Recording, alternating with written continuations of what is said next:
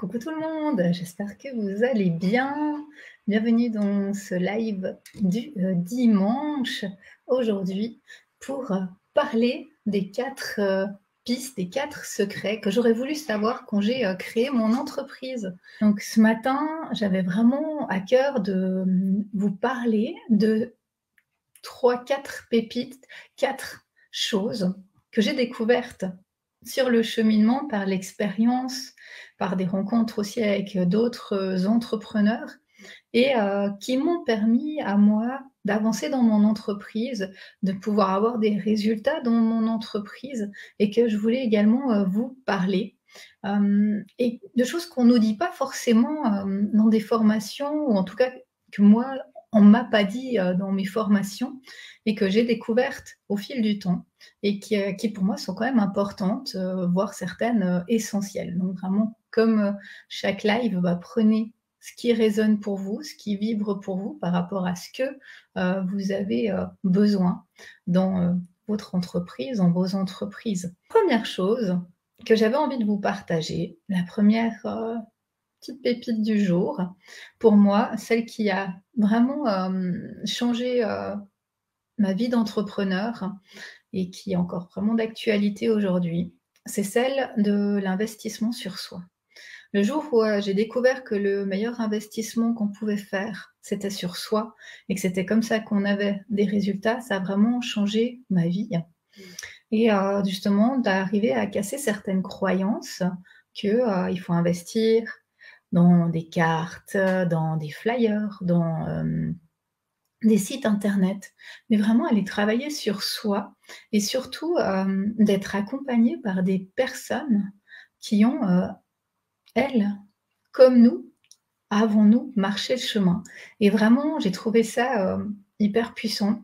Toutes les accompagnements que j'ai pris m'ont permis, vraiment, d'avancer chaque fois dans mon entreprise, d'avoir des résultats concrets pour, vivre de mon entreprise, durant ces années et ça a vraiment été pour moi un des une des belles pépites, que j'ai découvertes assez, rapidement après d'être, sortie de ma certification et qui m'a permis au fil des années, vraiment d'expanser, d'améliorer mes résultats. Je me souviens que j'ai été certifiée en 2018. J'ai commencé en 2019 à prendre un premier coaching 1-1. Ça a été mon premier grand investissement sur moi et de ce coaching, j'avais mis comme objectif, que je voulais, quitter une partie de mes heures dans mon salariat et travailler à 50 compenser à 50 dans le coaching. Ça a été mon premier investissement sur moi, mon premier objectif. Par ce coaching, j'ai pu, baisser mes heures, en tant que salariée, augmenter, avoir mes premiers chiffres, avoir mes premières rentrées financières en tant que coach, que thérapeute. C'était en 2019. En 2020, j'ai rencontré, là j'avais pris un coaching 1-1. J'ai alterné entre les coachings 1-1 et les formations, en ligne. En 2020, j'ai rencontré Martin Latulipe, j'ai pris l'académie Zéro Limite. Ça m'a vraiment, permis, d'aller travailler sur mes offres, d'aller créer mon offre «Je déploie mes ailes». Elle est née là pendant le confinement, cette offre «Je déploie mes ailes». Elle m'a permis aussi de me positionner professionnellement, de m'assumer, de quitter ce syndrome, de l'imposteur et de m'assumer en tant que coach, vraiment, aussi en parallèle à mon travail de salarié, ce que je faisais pas, avant et puis vraiment, de pouvoir créer des offres et les vendre, vraiment des programmes. C'est là que j'ai fait ça en 2020. En 2021, j'ai fait plusieurs formations, dont une formation pour, créer, une formation en ligne. J'ai été chez Les Paillettes de Mélissa Normandin-Roberge. J'ai rencontré plein d'entrepreneurs incroyables et là, j'ai créé ma première formation en ligne. C'était en 2021 et en 2022, j'ai pris un coaching 1-1 avec Laurie Audibert, vraiment, annuel. Ça a été le plus grand investissement que j'ai fait et ça m'a permis de donner naissance à l'académie en octobre 2022, à l'académie de coaching. Donc tout ça pour vous dire que vraiment, mon premier conseil, j'ai envie de dire, si vous voulez vivre de votre entreprise, si vous voulez expanser, si vous voulez avoir des résultats, c'est de vous faire accompagner. Soit par des programmes, soit par des coachings 1-1, mais vraiment, c'est comme ça qu'on a des résultats pour moi, hein. De nouveau, tout ce que je vous partage aujourd'hui, c'est mon humble avis et mon humble expérience, hein. Mais vraiment, moi, ça m'a permis de vivre aujourd'hui, en 2023, pleinement de mon activité, de quitter le salariat et de pouvoir vraiment vivre de coaching, de thérapie et d'avoir créé cette entreprise à part entière. Donc ça c'est mon premier conseil. Prenez des coachings, faites-vous accompagner, prenez des formations, investissez sur vous, n'ayez pas peur d'investir sur vous. C'est les meilleurs investissements que vous puissiez faire comparé à plein d'autres investissements. Après, je vous conseille vraiment de trouver vos zones de génie, comme on les appelle, et de pouvoir déployer cette énergie dans vos zones de génie et de ne pas vous perdre dans des activités que vous pouvez faire. Créer un site internet, maintenant, avec les programmes, tout le monde peut le faire, etc., mais qui vous font perdre de l'énergie et du temps, à moins que vous aimiez vraiment faire ça, que ce soit vos zones de génie, et finalement de ne pas mettre cette énergie dans vos projets, dans ce que vous seul pouvez déployer. La deuxième, et celle-là, elle est vraiment importante, je trouve, pour moi en tout cas, elle a changé beaucoup de choses, c'est que vous êtes la seule personne qui sache ce qui est juste, ce qui est bon pour vous.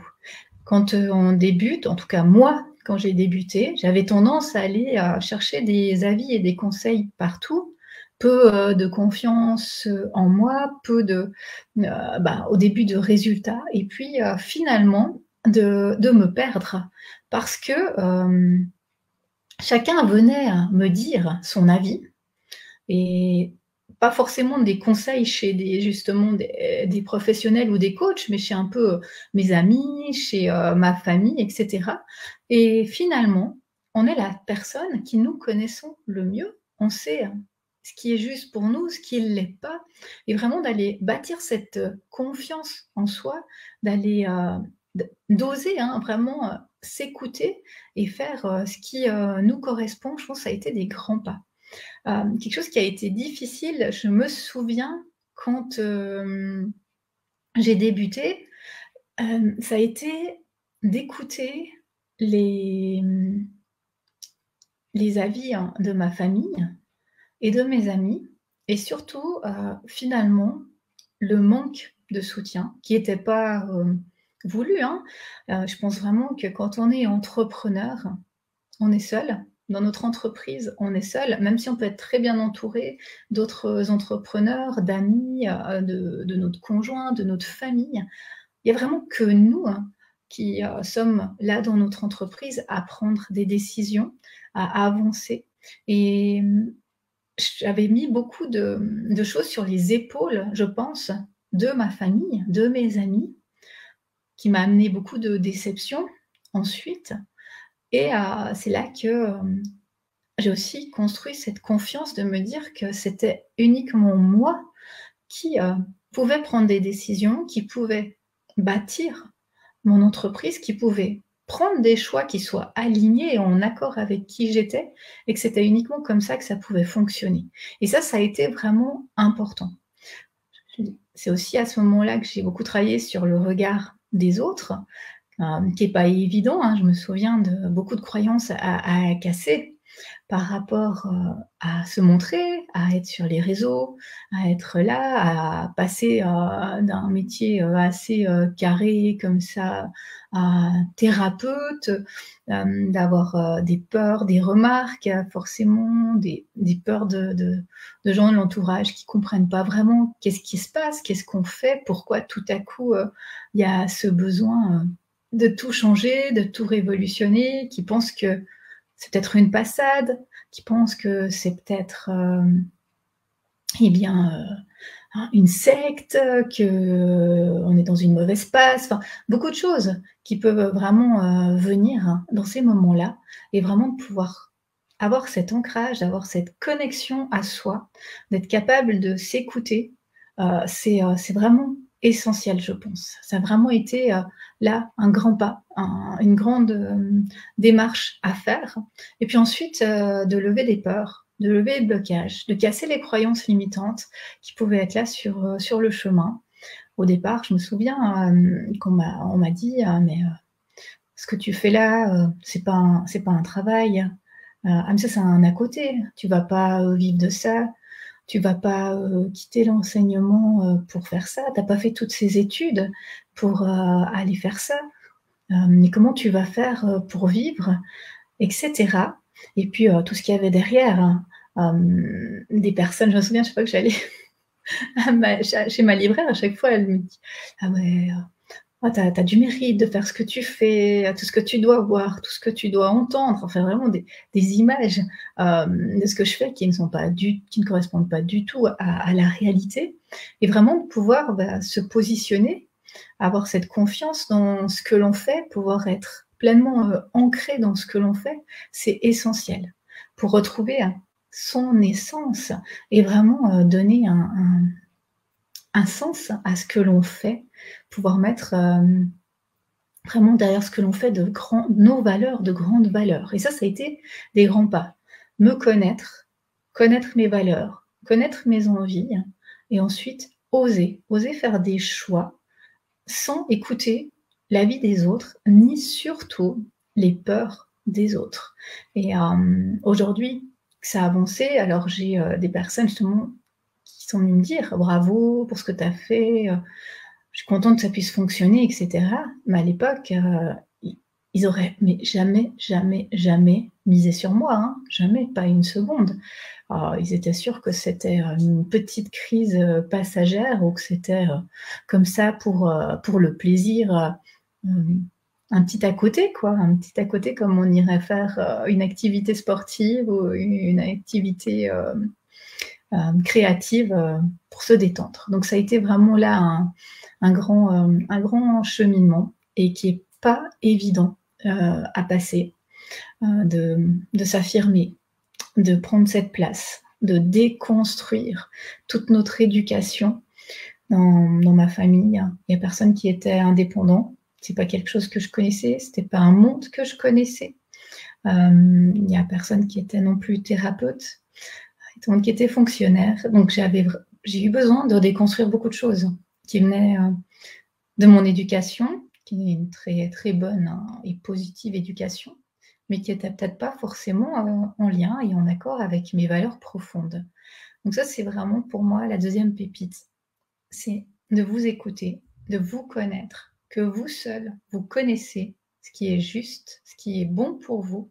Vous seul, vous pouvez prendre des décisions qui soient alignées à vous et pouvoir avancer dans vos projets. Ma troisième pépite, mon troisième point que je voulais vous partager ce matin, c'est celle de la confiance en soi et de l'audace, d'oser aller dans l'action. Vraiment, c'est essentiel. Plus on ose, plus on se rend compte que c'était pas si compliqué, plus on est fier de soi, plus notre estime elle monte et plus, ça augmente. C'est vraiment un cercle vertueux, qui va toujours plus loin. Donc vraiment oser passer à l'action, oser faire des actions imparfaites et j'insiste là-dessus, je vais vous raconter, une anecdote, d'une personne, d'une cliente que je suis actuellement et elle me contactait, en fin de semaine pour me dire qu'elle voulait vraiment qu'on travaille ensemble sur, c'est une entrepreneure, qu'elle voulait vraiment qu'on travaille ensemble sur, le côté perfectionniste parce qu'elle se rendait compte que c'était un gros, gros frein à son expansion, ce perfectionnisme, qu'elle osait pas faire certaines choses, avant que ce soit parfait, elle voulait toujours, que tout soit bien fait et alors, je lui ai envoyé 1 ou 2 messages, 1 ou 2 pistes et elle m'envoie un message un peu plus tard, elle me dit: «Eh bien écoute, j'ai osé, j'ai passé à l'action. J'ai fait, ma première vidéo, avec, une technique, de ce qu'elle propose et suite à cette vidéo et bien, mon cours, il a été rempli. Et elle était vraiment, toute contente d'avoir osé cette action imparfaite qu'elle aurait pas osé en temps normal et que finalement, hop, bah, vous voyez, ça rejoint cette piste 1, se faire accompagner, un déblocage et elle y va. Elle fait, ce qui lui correspond, c'est aligné et son cours, en un après-midi, en quelques heures, hop, il est rempli, pour, ce qu'elle a proposé. Et je trouve que ça, c'est essentiel. C'est vraiment pour moi la piste principale. Bon, moi, c'est dans mes zones de génie et c'est mon point finalement, un de mes points principaux dans les accompagnements, ce qui est du passage à l'action, hein, et vraiment d'oser faire des actions imparfaites. Comme disait Aline de Beboost, mieux vaut fait que parfait, et je pense que c'est vraiment ça. Le premier conseil que beaucoup de professionnels, de coachs, de mentors vont vous donner, c'est celui-là. Osez l'imperfection, osez passer à l'action avant que ce soit parfait et vous verrez que là, vous pouvez réajuster, vous pouvez modifier des choses, vous pouvez améliorer, vous pouvez peut-être enlever certaines choses. C'est comme ça qu'on peut apprendre et avoir des résultats, en osant, en passant à l'action.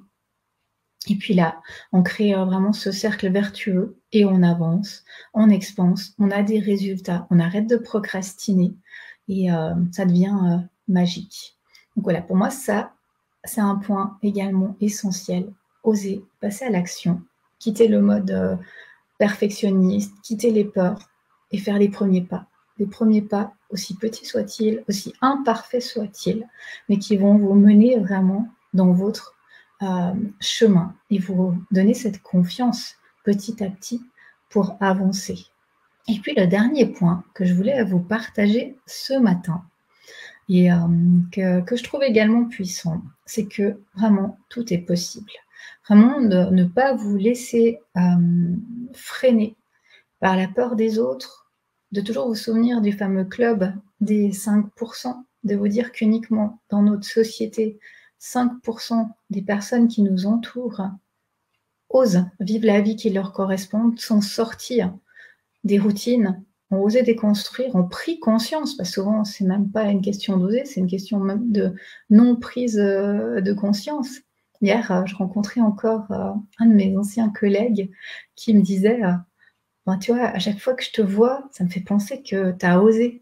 Tu as osé partir, que tu as osé prendre cette décision et que tu n'es plus là, tu n'es plus à l'école, que tu n'as plus ça. Et vraiment, voilà, c'est ça. C'est de vous dire que vous pouvez faire partie de ce club des 5%. Et d'une fois qu'on a cette prise de conscience que tout est possible, que les rêves, ils peuvent et ils se matérialisent quand on y croit. C'est clair que c'est pas magique, ça tombe pas du ciel, c'est pas facile. Ça demande du temps, ça demande de la persévérance, ça demande de la constance, ça demande de la confiance, ça demande des échecs, ça demande des remises en question, tout un mindset à avoir pour le faire, mais vraiment que quand on a cette conviction que tout est possible, on peut vraiment y arriver. Et vous connaissez peut-être ce moment où j'ai marché sur le feu cet automne. Et là, pour moi, ça a été hyper puissant ce moment de se dire, mais vraiment, tout se passe dans notre cerveau, tout se passe dans notre mental, dans notre tête. Et plus on travaille sur ce mental, plus on se fait un mindset de gagnant, plus on peut vraiment avoir des résultats avec la fameuse loi de l'attraction, la vibration. On attire ce que l'on vibre. Et là, vraiment, j'insiste là-dessus que plus vous serez dans ce mindset positif, de gagnant, plus vous allez vous entourer de personnes qui sont dans ce mindset de positif, de gagnant, plus vous obtiendrez des résultats. Plus vous restez dans un mindset négatif, de perdant, plus vous vous entourez de personnes qui viennent vous dire « c'est difficile, tu peux pas vivre de ton activité, c'est trop compliqué, il faut que tu gardes un salaire, c'est pas assez sûr, il y a peu de thérapeutes qui vivent de leur activité », et moins tu pourras arriver à ce mindset, et moins tu auras de résultats. Et ça, c'est inévitable, inévitable. Et de nouveau, on attire ce que l'on vibre. Si on est certain qu'il n'y a pas de la place pour tout le monde, qu'il n'y a aucune chance qu'on y arrive, que c'est pas possible d'en vivre de notre activité, eh bien, vous savez ce qui va se passer. on va avoir autour de nous que des preuves sociales que c'est juste. On va rencontrer des personnes qui vont venir nous dire « Ouais, moi j'arrive pas à vivre de mon activité, c'est trop compliqué. J'ai dû reprendre un travail, j'ai dû reprendre le salariat. Heureusement qu'il y a mon conjoint pour m'aider. » Vous allez avoir des personnes qui vont venir vous dire que des choses négatives, que vous allez pas y arriver, qu'ils ont entendu que telle personne n'avait pas réussi, que la société elle a des problèmes, que les gens ils n'ont pas les moyens d'investir. Enfin, il y aura plein de choses qui vont venir confirmer ce que vous pensez. Des preuves sociales. Et à l'inverse, si vous vous entourez de personnes qui sont positives, qui ont prouvé le contraire, qui vivent de leur entreprise, qui ont des résultats, ce qui rejoint les points précédents, plus vous allez voir que vous allez à votre tour avoir des résultats. Parce que vous êtes dans cette vibration, vous êtes dans ce mindset de gagnant. Et autour de vous, vous allez avoir des preuves sociales de personnes avec qui ça fonctionne. Et vous allez là vraiment attirer cette énergie. Donc vraiment, pensez à ça. Entourez-vous de personnes qui vibrent à la fréquence que vous voulez vibrer et croyez en vos projets, en vos rêves. Soyez sûr que vous allez y arriver. Soyez certain que tout est possible et que vous pouvez vraiment vivre de vos activités.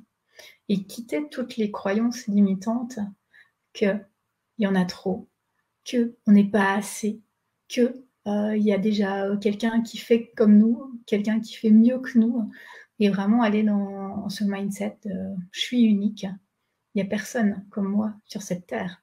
Et ça, c'est quand même assez incroyable quand on y réfléchit, de savoir que sur cette terre, il peut y avoir des milliards et des milliards de personnes, et pourtant, personne n'est comme nous. Personne ne pourra être comme nous, jamais. Même si on veut nous imiter, c'est pas possible. On aura chacun notre énergie, on aura chacun notre parcours de vie, nos expériences, notre famille. Et ça, c'est important, il faut jamais l'oublier, parce que c'est normal d'avoir ces doutes, cette comparaison, des personnes qui sont toujours plus haut que nous, et vraiment de voir ces personnes comme des modèles inspirants, comme des moteurs, et pas comme justement soit des rivaux, soit des personnes qui nous découragent, mais vraiment comme des moteurs. Parce que ces personnes, à un moment, elles ont commencé de zéro, comme tout le monde. Quand vous lisez des bios, des autobios d'entrepreneurs, même de sportifs, d'artistes, eh ben, ils ont commencé de rien et ils se sont construits petit à petit. Ils ont essuyé des échecs, ils ont essuyé des déceptions. Il s'est passé beaucoup de choses dans leur parcours. Et de nouveau, ça revient toujours à cette avant-scène. On voit l'avant-scène des choses quand les personnes ont réussi, mais on ne sait pas ce qu'il y avait derrière, on n'en parle pas forcément. Donc vraiment, gardez cette unicité, croyez en cette unicité, explorez vos fameuses zones de génie, vos zones de magie. Plus vous allez les identifier, ces zones de magie, duquel on n'en parle jamais à l'école. Personne vient nous dire « Ah, ta zone de magie, ta zone de génie, c'est ça. » On est formaté plutôt pour tous avoir les mêmes compétences et les mêmes capacités dans un formatage de nouveau social. Et par ce travail sur ces zones de magie, ces zones de génie, qui sont tellement une évidence, parce que pour nous, on le fait depuis toujours avec une simplicité folle. On n'a pas besoin de les apprendre, ces choses-là. Eh bien, on ne les voit pas. Et des fois, il y a des personnes qui nous les mettent en évidence quand elles nous disent « Ah, mais comment tu fais pour faire ça? Comment tu fais pour être comme ça ?» Puis qu'on leur dit « Mais je sais pas, j'ai toujours été comme ça. C'est facile pour moi de faire ça. Je me pose pas de questions. » C'est ça, vos zones de génie. Et une fois que vous les aurez identifiées, vous allez pouvoir vraiment les mettre en avant, ces zones de génie, les utiliser. Et ça demande aussi cette déconstruction, de se dire que les choses, elles peuvent être parfois tellement évidentes et simples qu'on les voit même pas. Et elles sont là, juste devant nous, et on pense qu'il faut être plus, qu'il faut faire ça, qu'il faut aller là, qu'il faut étudier ça, qu'il manque encore ça, alors que tout est là en nous, et qu'il suffit de l'exploiter, de l'explorer, de les mettre en lumière, et de les rayonner. Et finalement, ça va exactement avec cette énergie du lion aujourd'hui. Rayonner notre potentiel, rayonner notre lumière, en prendre conscience et puis ensuite l'exploiter et y croire à 1000% qu'on peut vraiment vivre de sa passion et qu'on peut vivre de l'entrepreneuriat et de ce que l'on fait. Moi, ça a été assez longtemps avant que j'en prenne conscience. J'étais à cheval entre 2 activités. J'avais pas forcément l'idée d'en quitter une pour l'autre. Et puis une fois, j'ai eu vraiment cette révélation que oui, on pouvait être payé pour ce qui nous passionnait. C'était incroyable. Et ça a été vraiment une grosse prise de conscience qui était cachée derrière des croyances limitantes par rapport au travail, au salariat, au métier, etc. Et qui m'ont permis vraiment d'aller vers ce qui me plaisait, de pouvoir vivre du coaching, vivre de ma passion aujourd'hui. Donc voilà ce que moi je voulais vous transmettre ce matin, qui sont, comme je vous le disais en début de live, des pépites de mon histoire à moi. Je vous invite vraiment à garder ce qui résonne pour vous, dans votre cheminement, dans vos prises de conscience, parce que comme je vous le disais aussi dans le dernier point, chacune de nous, on est unique avec notre fonctionnement, notre caractère, notre façon de fonctionner, notre éducation.